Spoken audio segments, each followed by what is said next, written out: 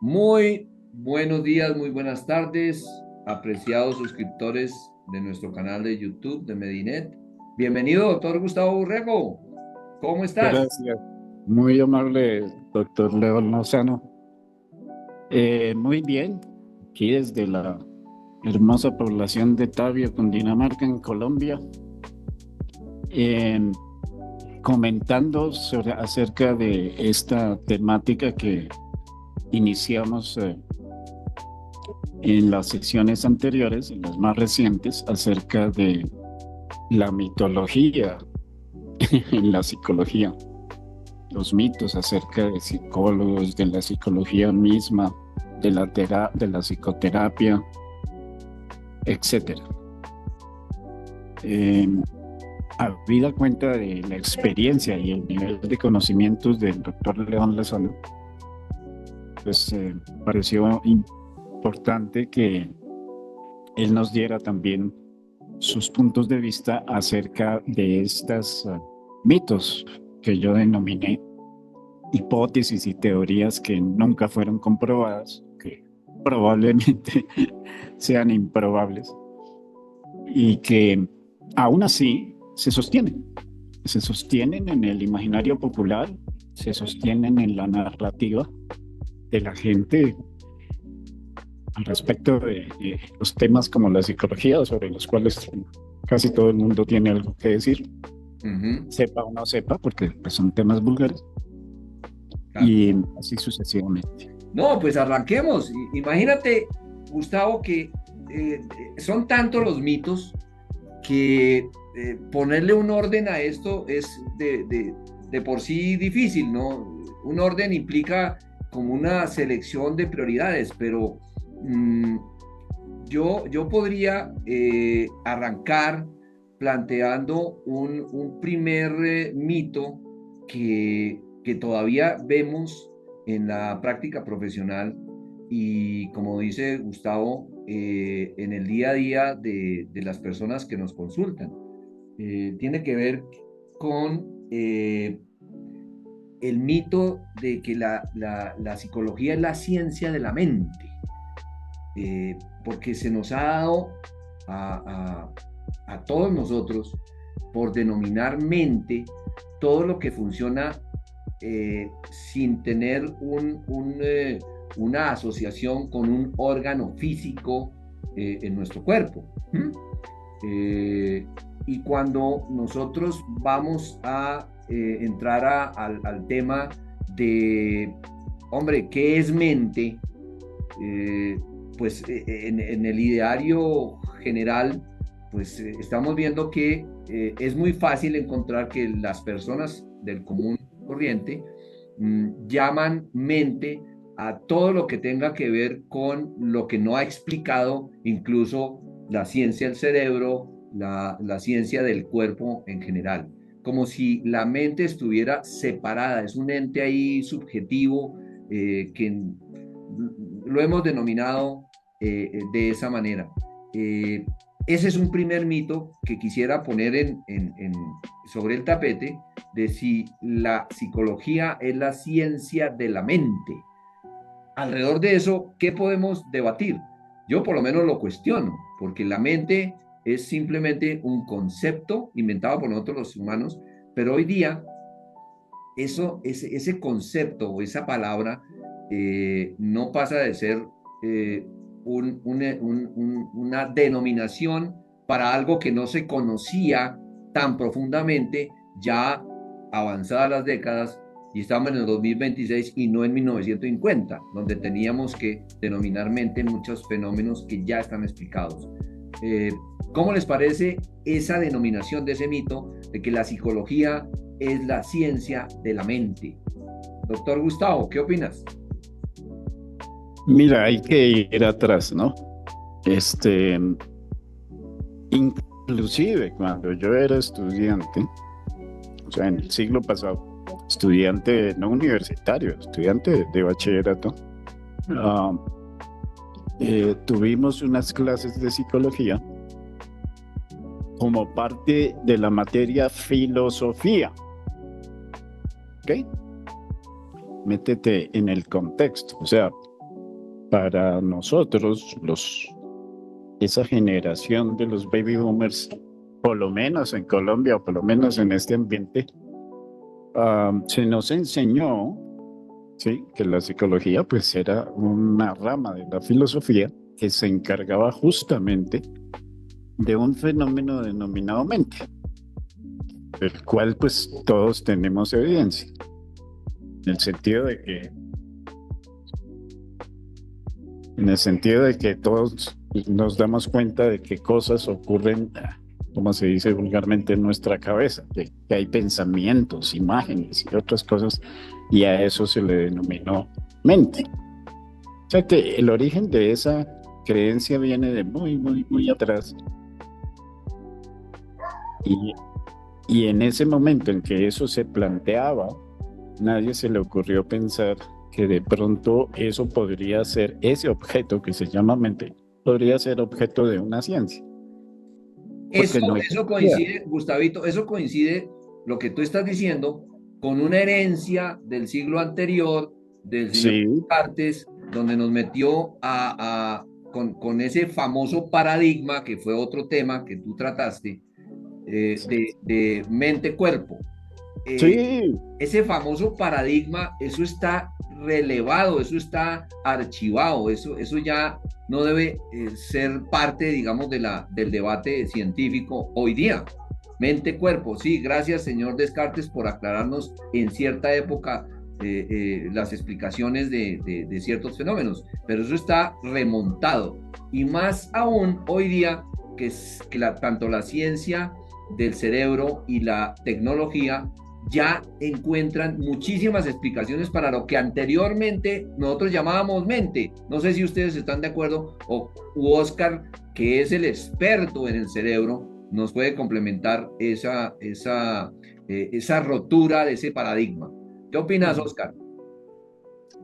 Yo lo que sé, Edgar, es que la palabra mente, mind en inglés, es una palabra que se inventó para alejar estos intereses que tenemos de los conceptos filosóficos y religiosos que hablaban de la existencia de un componente inmaterial al cual llamaban alma o espíritu, y como alma y espíritu eran términos que estaban muy ligados a la religión y la filosofía, alguien pensó que sería conveniente hablar de mente, y en el concepto de mente incluir todos aquellos procesos que ocurren y que no se pueden medir ni pesar en una balanza, ni tocar, ni medir sus dimensiones, pero que evidentemente existe. Es evidente que pensamos, es evidente que tenemos percepciones, es evidente que tenemos emociones, es evidente que tenemos una cantidad de actividades que son las que nos dan la sensación de que existimos y que tenemos una conciencia. Al tener conciencia es la sensación de que estamos existiendo y que estamos percibiendo cosas que vienen de afuera y que estamos percibiendo a nuestros propios cuerpos y nuestras propias emociones, y que tenemos ideas, que tenemos emociones, que tenemos sueños.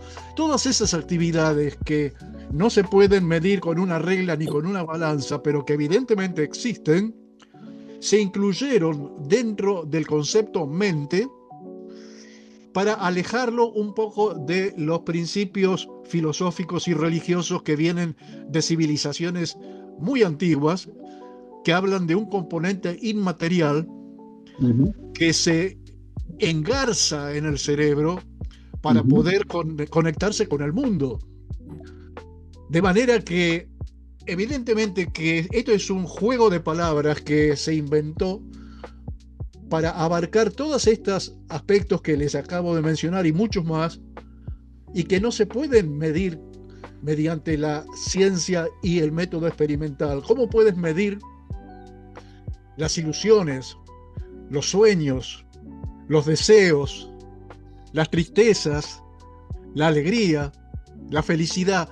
No hay manera de medirlo como uno puede medir, por ejemplo, la frecuencia cardíaca con un monitor, o puede medir las ondas cerebrales con un electroencefalógrafo, pero todas esas actividades mentales superiores, en la memoria, el aprendizaje, ya son mucho más difíciles de medir porque todavía no las comprendemos muy bien y todavía tenemos dudas si esto se limita a una actividad cerebral o existe un componente inmaterial, como dicen las viejas filosofías, y que se ha evitado entrar en ese terreno creando una palabra neutra como la palabra mente o mind. Bueno, Oscar, yo quiero aclarar una cosa de lo que tú estás diciendo. Se nota la influencia psicoanalítica de tu conocimiento, pero te voy a sorprender. A lo largo de las décadas, eso se produjo, hay una ciencia específica en psicología que se llama la psicometría. Hoy día, para tu sorpresa, todos esas palabras que hablaste de las emociones, etcétera, incluso el amor, hoy día se pueden medir, Oscar. Hoy día se puede medir, para tu sorpresa. Y eso es lo que hacemos nosotros, los psicólogos que nos encargamos de recorrer ese conocimiento de la psicometría hoy día. Psicometría no es solamente los test que nos han vendido, el test para aplicar a un empleo o lo que sea.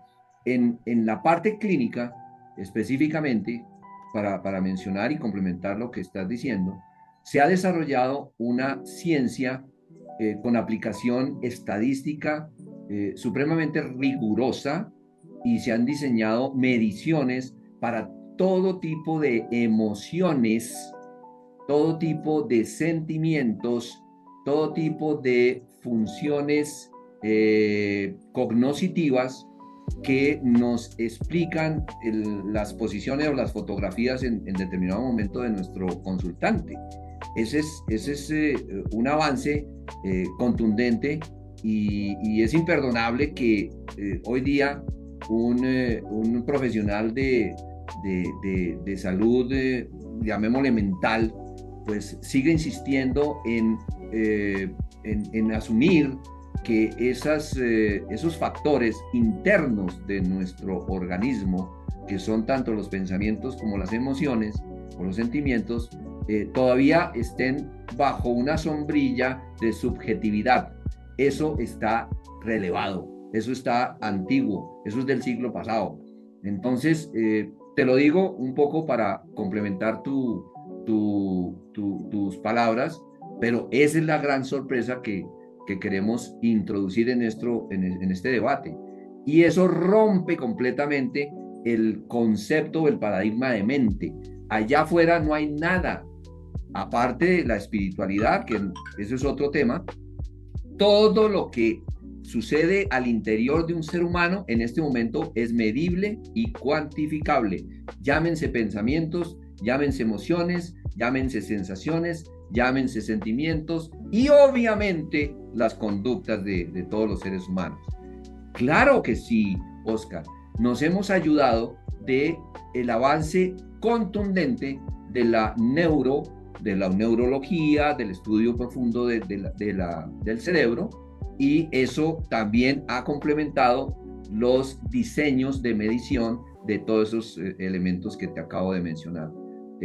Para sorpresa de todos y especialmente para ti, eso ya es medible. La pregunta ahí es, para mí sería, ¿qué es lo que se mide ahí? ¿Qué es lo que están midiendo? Por eso el tema tuyo arrancó con ontología, ¿sí? Y después Sí. con epistemología. Ontología sería cómo medimos todos esos factores que acaba de describir Oscar, ¿sí? ¿Cuáles son los elementos que vamos a medir? Eso es la ontología. Sí. Todo eso que se acumulaba dentro del concepto mente, eso es la ontología. Y la epistemología nos ha ayudado al cómo hacemos para medir todos esos fenómenos, llamémoslo, todas esas funciones. Por eso, pero yendo a lo específico y particular, vamos a medir, como tú dijiste, la tristeza. Ajá. ¿Qué estás midiendo? ¿Estás midiendo la intensidad de ese sentimiento, o su color, o su peso? ¿Qué mides? Ok, si yo me pongo a medir la tristeza desde el punto de vista ontológico, yo tengo que encajarme en qué estoy midiendo, el Sí. origen de la tristeza o la tristeza misma. Ahí No, tengo que no, la definir. tristeza, supuestamente. Ok, entonces la tristeza la medimos como una respuesta de nuestro organismo a algo que está sucediendo. ¿Mm? Sí, Entonces, habría diferentes tipos de respuestas. ¿Cómo diferencias una respuesta de tristeza a la de una depresión, por ejemplo, tipo 100 de una 50 hay, o de una de 25 con algoritmo o de número, alguna cosa? y lo que estás diciendo no es teoría. Cuando nosotros tenemos un consultante enfrente, cuyo relato verbal y la observación clínica de sus conductas verbales o gestuales nos hacen inferir una posibilidad de un estado sintomatológico de ese consultante, aplicamos mediciones. Hay instrumentos, nosotros llamamos instrumentos psicométricos, que miden el grado de tristeza o depresión que tiene una persona. Eso en términos de sintomatología. Cuando nosotros Mm. podemos medir en términos de grados de tristeza y de depresión, que eso es diferente, podemos empezar a construir lo que llamaríamos los elementos disparadores o factores de mantenimiento de esa tristeza. Eso ya es un análisis funcional Eso es otra cosa. Sí, eso ya es. para lo cual Eso también hay otros instrumentos de medición. Si ves que se mide todo, hoy día se mide todo. Cuando en sesión viene una pareja y dice, pues es que yo como que la quiero, no estoy seguro si la quiero o no, uno mide el amor. Hoy día medimos el amor. Así suene que es algo extraño que les estoy comentando, pero nosotros tenemos ya la capacidad psicométrica de medir el amor, con muchos elementos que han sido, o instrumentos que han sido validados estadísticamente y que nos acercan a la realidad de esa persona. Acuérdate la discusión ontológica, epistemológica y paradigmática de qué es lo que se quiere conseguir, la verdad nuestra o la verdad del consultante o paciente. Esa es mi primera misión. Pero aquí ha surgido un elemento de debate importantísimo. Ya el paradigma, el mito. Ahora, desde un punto de vista pragmático, Dime. te iba a plantear que si desde un punto de vista pragmático eso sirve para algo, o si el concepto de mente también presta.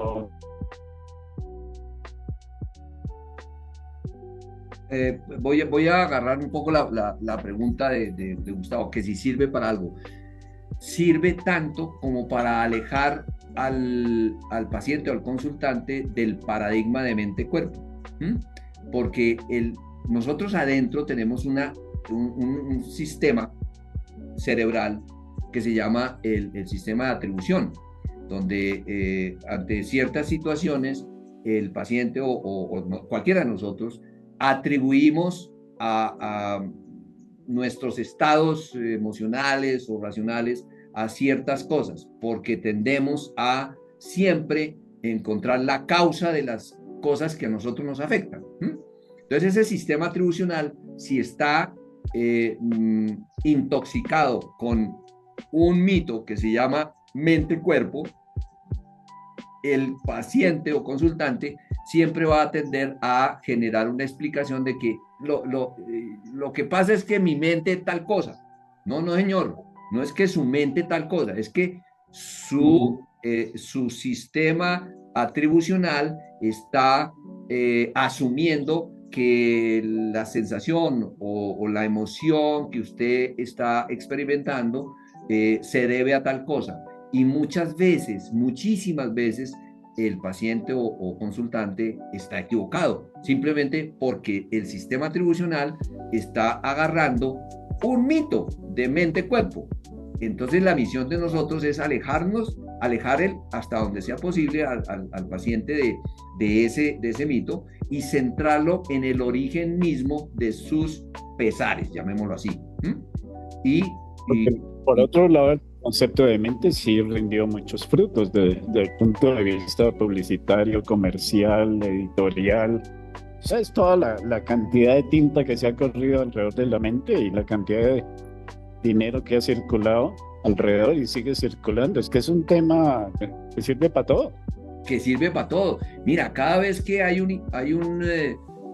digamos, una tendencia, una corriente, y sobre todo hoy día con las redes sociales, cualquiera se puede inventar cualquier idea y la comercializa. Y nosotros observamos que entre más personas repitan como ovejas, digamos, cualquier cosa que surja en redes sociales o en charlatanes que no faltan, pues eso se va conformando como si fuera una verdad. Esa es otra tendencia de nosotros los seres humanos, ¿sí?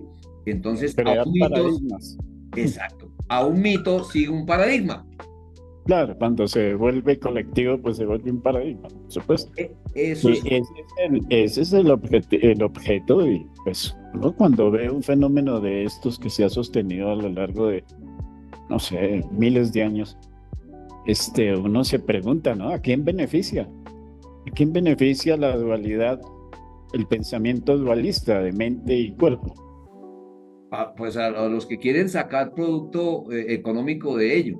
No es más, pero a las personas, a los individuos, a la gente, pues no la beneficia para nada por esto que estamos debatiendo. Darle continuidad a un mito no beneficia absolutamente a nadie. Según eso, la salud mental o la palabra salud mental o la expresión salud mental no tiene sentido. No tiene sentido. Y cada vez que un paciente, un consultante me sale que con salud mental y que la ley de salud mental y toda esa vaina, lo que nosotros intentamos es cambiar un poquito la palabra para eliminar la connotación de mente-cuerpo. Y la cambiamos de alguna manera en nuestros informes. Podríamos decir informe de salud mental. No, pues ¿cómo así? Informe de psicología, informe sobre salud psicológica del paciente o del consultante. Es una lucha permanente y Deyanira lo puede comprobar. Nosotros luchamos con eso. Muchas veces tenemos que acomodar nuestra jerga para comunicarnos con instituciones que tienen, que ahí en el informe diga no sé qué, mental. No. Hasta donde sea posible hacemos la lucha para que ese mito de mente-cuerpo vaya quedando atrás.